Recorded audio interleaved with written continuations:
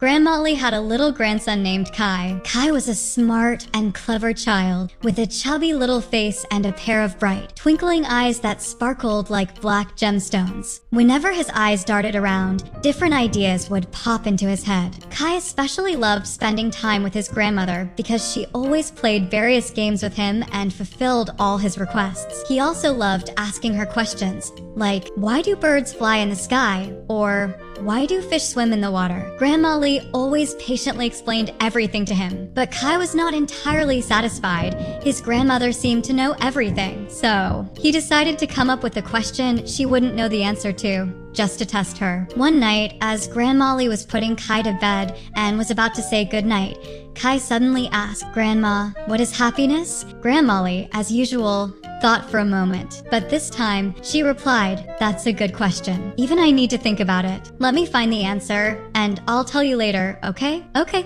Grandma. Good night, Kai said. That night, Grandma Lee tossed and turned, unable to sleep. What is happiness? How should I explain it to Kai? She wondered. The next day, she decided to go out and search for the answer. The library, there are so many books there. Maybe I'll find the answer in one of them, she thought. She took a bus to the library and eagerly opened a book, but there was no answer. She opened another book. Still nothing. No matter how many books she read, she couldn't find a satisfying answer. Feeling a little disappointed, she thought, maybe I should check the amusement park. She arrived at the amusement park and saw the happiness Ferris wheel. Maybe the answer is here, she thought. She rode the Ferris wheel, going around and around until she felt dizzy, but she still didn't find an answer. Finally, she walked into a park in her neighborhood. There, she saw a mother with 2 children. The siblings were playing on a swing, laughing and telling their mom, today was so much fun. We're so happy. Grandma Lee nodded approvingly. Just then,